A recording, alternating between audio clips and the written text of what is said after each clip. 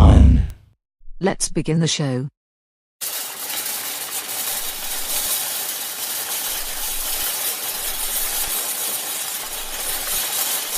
Welcome to the session on IT PMO, a primer.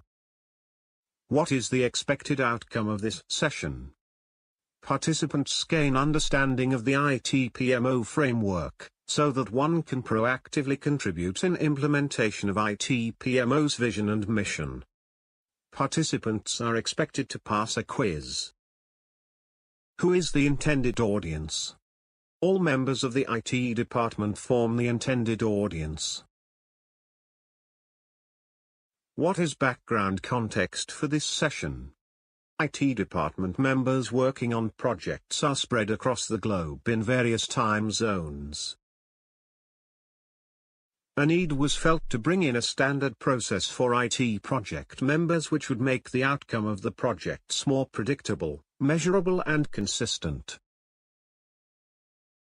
You may wonder, why are we having this session? First and foremost reason is, to help you get a high-level overview of standard practices of project management. Others reasons are as follows. Help you in getting quickly onboarded to PMO framework so that you can get better in terms of process adherence. Ensure that all IT department members speak the same language. In simple terms, we want to make you more successful by bringing in an element of predictability and consistency in your project-related work. But why this video on PMO? Don't we already have a bunch of those other artifacts? And project is not the only thing that I work on. Well, the answer is quite simple. Because retention is better with visual aids. And with e-learning, you can always pause, reflect and again continue with your session and rerun it multiple times till you get the hang of it. We will cover 4 modules. First, fundamentals of project management. Second, understand PMO framework. Third, acquaint with roles and responsibilities. Fourth, familiarize with a project. Hope you are ready to achieve the targets for this session. What exactly is a project? In IT, any initiative having a definitive goal along with a starting and end point, which is being analyzed, planned, implemented, monitored and controlled for a predefined set of stakeholders is a project. Let us understand with an example. Let us say you have a messy server room which needs to be redesigned and reconfigured, then even such an initiative can be treated as a project. As we tidy up the IT server room and complete this project, let us get acquainted with the concept of project metrics. 3 basic parameters determine a project's execution health status: scope, schedule and cost. Suppose you are traveling by road through a series of different venues, then in an overall sense you are in travel started mode. Now as you travel along the road, let's say your car tire gets punctured. Hence your current situation is breakdown, although you are technically in travel started mode. So here we are. The equivalent of overall stage of your road travel can be compared to project's execution mode. Whereas current situation of road travel is comparable to prevailing health status of project, which is classified as green, amber and red. Most of our internal projects are not complex or long-running, and most importantly there is no billing involved.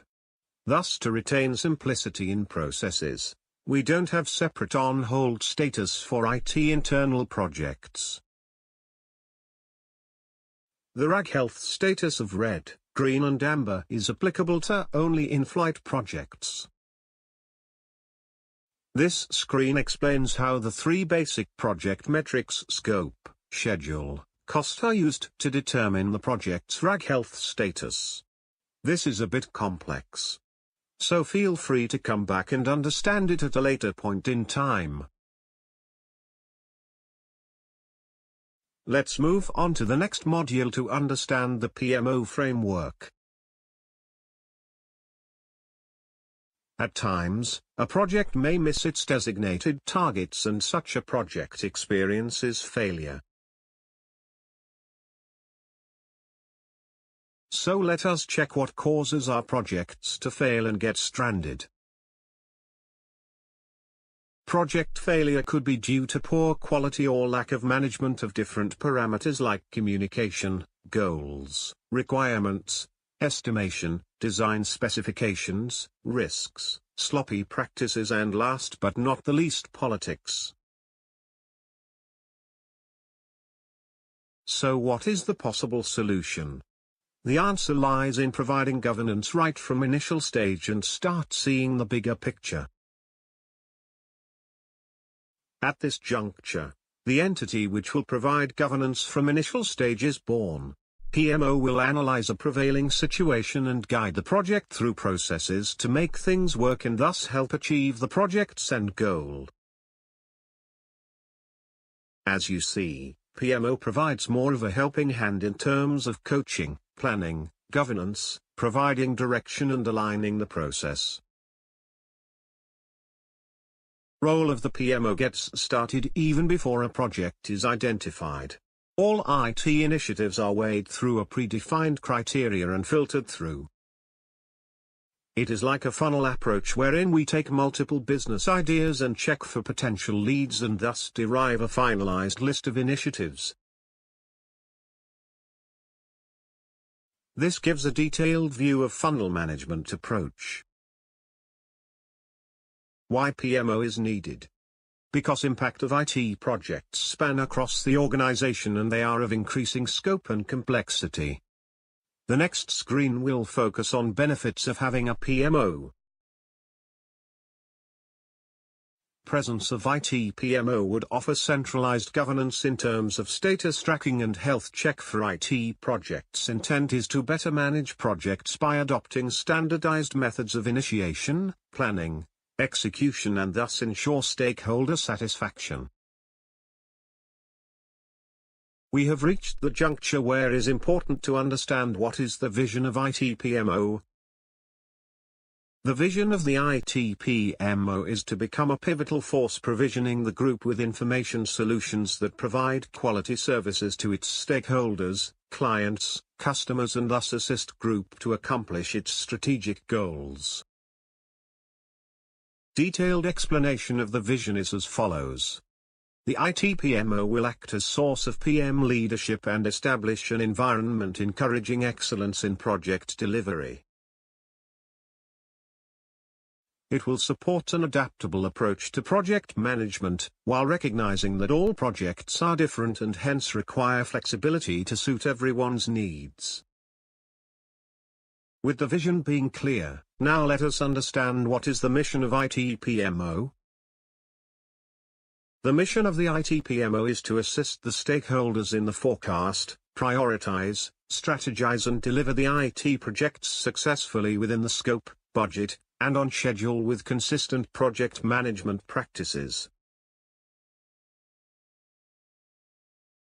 This screen shows the detailed mission statement of IT PMO.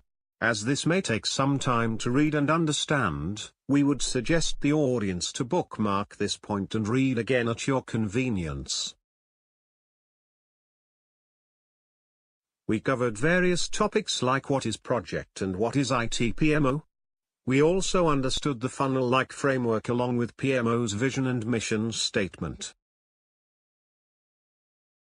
Let us try to understand more about different life cycles related to project execution, and understand the solution activities based on delivery methodology along with associated job aids. As you can see, project management life cycle has stages like origination, initiation, planning, execution, closure. Phase origination deals with identifying needs and establishing the viability of an initiative or project. The initiation phase is about getting the sponsor's approval for project's kickoff. Planning relates to publishing a schedule and gathering requirements. Execution covers implementation and rollout while managing overall quality along with issues and risks. Finally, during closure, a closure meeting is conducted wherein the basic traceability between requirements gathered and actual implementation is established along with sharing of lessons learned. And don't forget to note an important point. The timeline around these phases may vary from project to project. Usually the longest phases with regards to timeline are planning and execution phase. Now let us understand the quality assurance life cycle. Initially you need to determine if testing is needed or changes are being made directly in production. Then step 1 is to create test scenarios. Step 2 deals with execution of test scenarios. Step 3 is about logging of defects, issues into applicable system. In step 4 we conduct triage of defects followed by regression testing. And in step 5, user acceptance testing is conducted. So finally we are in a position to declare completion of testing and ask approval of sponsor for go live. Managing the delivery is key to the overall success criteria of the project. We have adapted our delivery process, based on PMI-PMBOK. It is aligned with our best fit approach to project management. 2 delivery life cycle approaches are presented. The first delivery life cycle is modified version of waterfall having repetitions during execution phase. And the second delivery life cycle is a mix of waterfall and agile. In the first type of delivery life cycle, we have modified the sequential waterfall model that suits IT department. The approach of do, check, do is repeated during execution phase until we get everything right. In the second type, we have a mix of waterfall and agile. We start the project with typical waterfall approach of initiation, planning and requirements. When a certain basic set of requirements are gathered we switch to agile mode. So further set of requirements are gathered through multiple sprints. In each sprint requirements are gathered in chunks, analyzed, implemented, tested and pushed to production. Finally, for closure of the project, we again switch back to waterfall mode and conduct the closure meeting by creating basic traceability, lessons learned etc. From an actual execution perspective, we have redefined SDLC for IT projects. This is not the usual SDLC for application software but instead a systems/solutions related delivery life cycle which is suitable to the nature projects at IT department. First type of modified delivery life cycle is BPS, Business Package Solution. An example project is asset management wherein we do a COTS, commercially of the shelf. Product will be evaluated against a predetermined set of criteria points and purchased. Second type is DRI, Decommissioning Rollout Implementation type of project. An example would be rollout of Office 365 wherein the existing version of MS Office on-premise was decommissioned and replaced with rollout of cloud-based version of MS Office 365. Third modified delivery life cycle is SDLC, Solutions or Systems Delivery Life Cycle. An example would be Force.com Roadmap 2018 wherein an existing product is taken and then over a period of time, series of customization are done to suit our business needs. This is a schematic diagram which gives an overview of project management activities as well as solution delivery activities for the 3 modified delivery life cycles, BPS, DRI and SDLC. This block diagram gives a more detailed view of the solution activities based on delivery methodologies, that is BPS and DRI. Let us deal with an important concept. Our IT world is full of jargon, so a given acronym has different meanings to different departments or groups. Before explaining what is a SR, let us see its various viewpoints. In a purchase and sales team, any changes to the projected budget is treated as a SR. Our HR or RMG group has a different viewpoint. Here any change in the head count is treated as a SR. For a person in infrastructure or systems engineering team, any change in the production environment is treated as a SR. Along the same lines, in our IT department, when it comes to project management, any changes in the scope of a project is treated as a SR. Let us now deal with another important aspect of project execution. What is a change request? Change request is a document containing a call for an adjustment of a system and is an important part of change management process. So when do we raise a change request? Any changes to the scope of a given project gets handled as a change request. How is this handled? SRs are maintained as a log of records. It is important to document the actual change happening between to be and as is system by virtue of this change request. Now let us get acquainted with some important points about SRs in project management. When scope of a project changes, it may or may not lead to changes in timeline, headcount of members and/or budget of the project. A scope of a project may change due to multiple factors. It is important to document the cause of change. Some of these causes are incorrect requirements, influence of external event, scope creep, risk contingency implementation, value addition.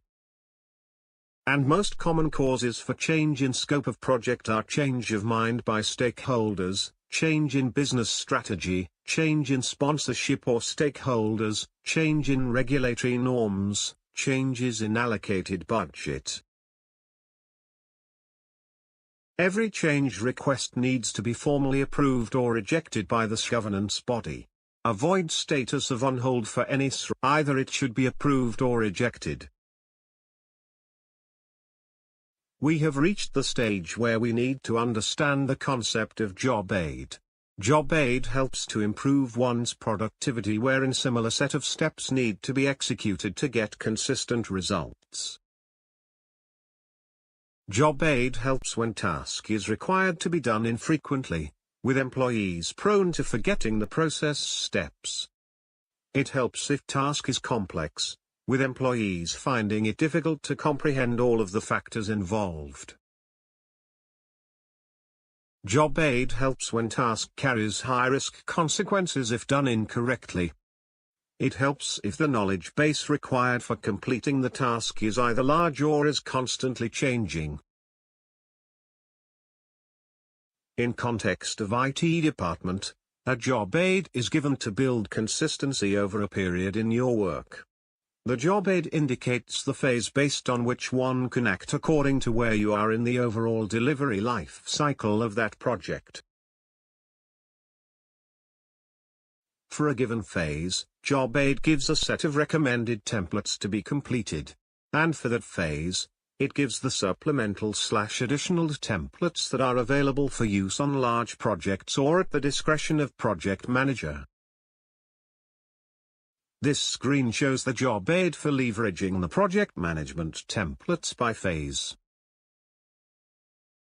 This screen shows the job aid for getting acquainted with the quality assurance templates. This screen shows the job aid for dealing with the delivery life cycle templates. This screen shows the job aid for templates based on solution delivery activities, BPS and DRI. We have covered some substantial distance, so read this screen to have a recap of what has been covered and what is still pending in terms of the overall course.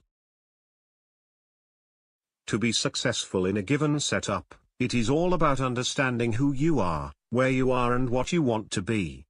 Thus clarity of one's role and responsibilities goes a long way in ensuring a productive outcome.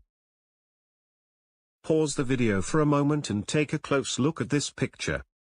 Now try to identify the role and responsibilities that you could correlate with yourself and one or more of the outcomes depicted in this picture. How the customer explained it.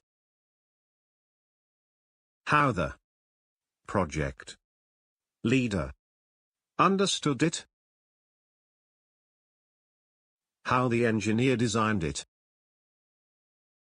How the programmer wrote it. How the sales executive described it. Don't miss 2. Note. How the project was documented. What operations installed. How the customer was billed. How the help desk supported it. And finally, what their customer really needed. If it seems all too familiar, then knowing your roles and responsibilities within a given project is all the more important to avoid the outcomes depicted in the picture. Oh. It seems we have some folks entering our session. I will let them introduce themselves. I am Paul, the sponsor. Hey, my name is John. I am the project owner. I am Ramik. I am the project manager. I am Nikita, the business analyst. You must have noticed that these names and roles sound familiar to you. So let us take this opportunity to understand the various roles and responsibilities of different entities associated with a project. Different roles within IT PMO are: IT PMO as an entity, sponsor, project owner, project manager, business analyst, senior systems analyst or architect, systems or network or dev engineer, and finally test engineer. Stakeholders play only an influencing role. Let us understand each role one by one. We will understand the key aspect of each role and their primary set of responsibilities. Let us start with the role. IT PMO. Key aspect of the role is to provide governance, execution support and tracking. Responsibilities are: tracks status of the initiative, tracks the overall status of IT project portfolio, provides standard frameworks and templates to project teams, ensures projects are tied to business objectives, ensures projects are following standard process, ensures timely and accurate reporting on projects to management, identifies and communicates the interdependencies between initiatives, aids project teams in resource management across the project portfolio, works along with the sponsor in prioritizing the initiatives. Next role is sponsor. Key aspect of the role is envisioning. Responsibilities are: provide objectives, set clear direction, provides budget, validates status of the project, reviews and sign-offs. Next role is project owner. Key aspect of the role is decision-making. Responsibilities are: understand objectives, understand scope, develop vision and scope, perform team kickoff to align everyone with the project objectives, take project-related decisions, resources, issues, risks etc. Review and sign-offs. Next role is Project Manager. Key aspect of the role is managing project execution. Responsibilities are develop charter, develop project, resource, communication and risk plans, monitor deviations to plans, perform course corrections in consultation with project owner, status reporting to relevant stakeholders on project progress, manage project documentation, manage stakeholders along with project owner. Next role is business analyst. Key aspect of the role is requirements management and facilitation. Two roles that are often confused by people. This screen shows the differentiation between project manager and business analyst. Pause the video and spend some time on this to understand the same. Responsibilities are contribute to charter, contribute to project, resource, communication and risk plans, liaison with stakeholders for gathering of requirements, documentation and sign-off. Participate in design, solution reviews to ensure correlation with requirements.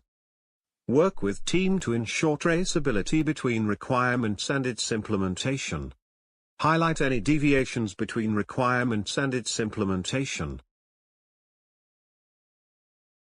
Own the completion of entire project documentation.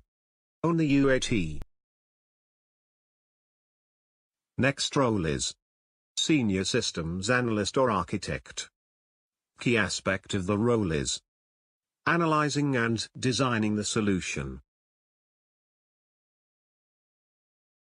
Responsibilities are develop design specifications, propose technical solutions, validate implementation, develop deployment plans, monitor production rollout, verify escalations in production issues. Create template for run books, systems and admin documentation. Next role is Systems Network Dev Engineer. Key aspect of the role is convert analysis, design into implementation. Contribute to design specifications. Build/implement solution. Unit test solution. Execute deployment plans. Contribute to run books, systems and admin documentation. Fix issues. Deploy in production. Provide limited warranty support. Next role is Test Engineer. Key aspect of the role is verification and validation of implemented work. Responsibilities are develop test plans, develop test scenarios/cases, execute test cases, develop UAT scripts, log defects, certify quality of deliverable, provide UAT support, develop user documentation. We have covered the key aspects of individual roles in IT PMO and their primary responsibilities. These roles and responsibilities can be best depicted in a RACI matrix for a project. RACI matrix gives the cross-functional view of roles within a project. It answers following questions. Which role is responsible? Which role is accountable? Which role will contribute? Which role needs to be informed? And finally, it also clarifies which role is not relevant or associated in a given phase of project. It's time to ponder upon some unique standalone roles like stakeholder, end user and customer. They influence the overall outcome in a different manner, hence we cannot view them through the typical lens of roles and responsibilities. According to the Project Management Institute, PMI, the term project stakeholder refers to an individual, group, or organization who may be affected by, or perceive itself to be affected by a decision, activity, or outcome of a project. Project stakeholders can be single individuals or entire organizations who are affected by execution or outcome of a project. It doesn't matter whether the project affects them negatively or positively, but if they're affected, then they are your stakeholders. Business stakeholders have influence and authority to dictate whether a project is a success or not. Their objectives must be satisfied. Even if all deliverables are on time and budgets are met, if these people are not satisfied, then project has failed. Let us understand the unique role of a customer. A customer can be a person or an organization who gives a specific build-to-order work and/or seeks assistance in other areas of digital services, as a project. A customer is expected to have a high-level layman's understanding of both the business needs and operational constraints for a project. A seasoned customer provides guidance during project execution on what priorities should be emphasized. Let us now understand the unique role of end users. A customer/client may give us business by virtue of projects, but ultimately whatever is getting developed/executed is likely going to be used by a layman end user. Consideration must be given to the end user's productivity, which is mostly dependent on the individual's motivational levels and cognitive tasks that users are expected to accomplish once the project's objective is implemented. Once the project team is clear on requirements, the team needs to visualize and understand the end user experience so as to design and implement accordingly. Post-rollout, ensure proactive end-user support. Example, in case of telephone-based support, avoid the scenario of endless on-hold music. Overall intent in defining these roles and responsibilities is to help project members avoid a shaky foundation during any stage of the project. Project members can now build a better collaborative framework as they can correlate and empathize with each other's roles. Clarity of roles and responsibilities helps build an attitude of ownership. And this fosters team approach in resolving problems. Such clarity gives a chance to become greater together. Thus each project can excel by constantly striving to best manage a project in terms of scope, schedule, cost and overall quality. We are now running the last lap of our session. Topic: familiarize with a project. Choose the project with which we aim to familiarize the entire IT PMO framework. Understand the project type and its related info. Based on that, pick the relevant job aid as per project type. When referring to the job aid, focus on one phase at a time. And understand the deliverable relevant to the templates mentioned for that phase. We have chosen project provisioning of Capgemini email ID for familiarization. Out of 4 quadrants, the first gives an overview of the overall objective of this project. Second quadrant explains the project type, which is DRI, decommissioning, rollout, implementation. Third quadrant deals with the unique template/deliverable applicable for a DRI type of project. And finally, the fourth quadrant shows the hub-based project folder location for all artifacts. Please pause the video and spend some time to understand this matrix properly. We will dealing with the chosen project details and the templates associated with execution of each phase. The 6 boxes cover the following: type of project, phase of project, solution delivery activities, standard templates for given phase, project type specific templates, project name and hub folder location. At this stage, let us understand the phase-wise templates and nomenclature of file naming followed for their corresponding deliverable placed in hub. This screenshot covers for the phases of origination, initiation, planning, requirements. And this screenshot covers for the remaining phases of design, execution, and finally, closure. This is a matrix view. This box shows project provisioning of Capgemini email ID is a DRI type, decommissioning, rollout, implementation. This phase is origination, initiation, which deals with getting started. And expected outcome of this phase is preliminary definition is complete. Solution delivery activities of this phase are highlighted. Standard templates for given phase are highlighted.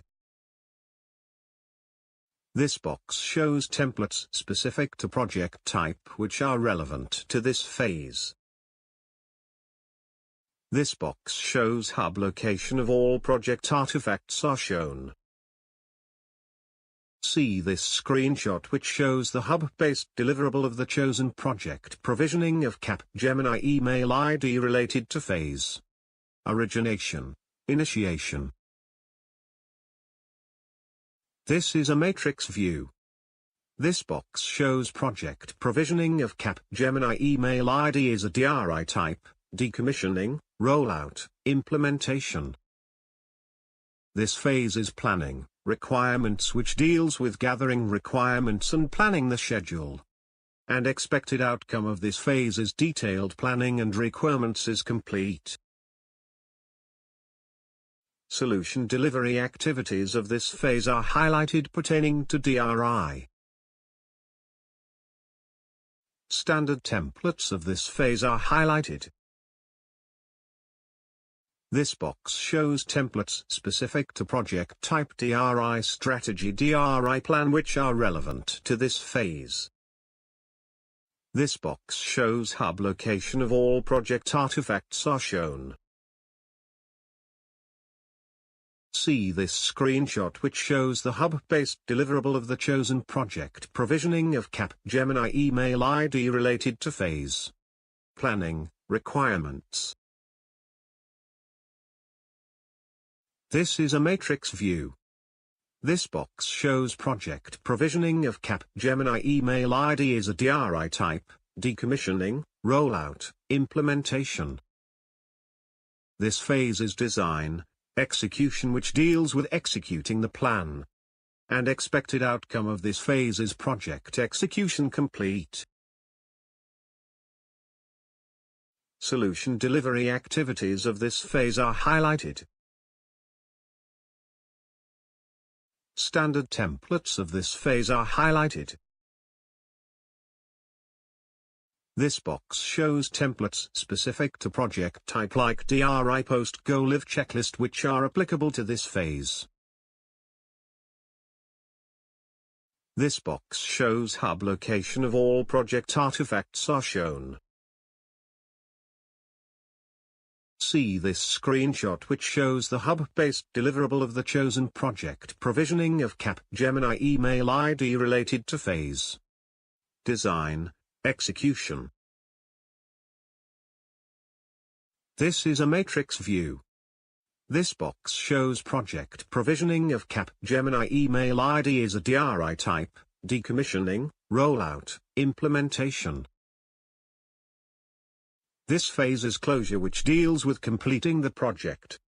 and expected outcome of this phase is project closed out. Solution delivery activities of this phase are highlighted. Standard templates of this phase are highlighted.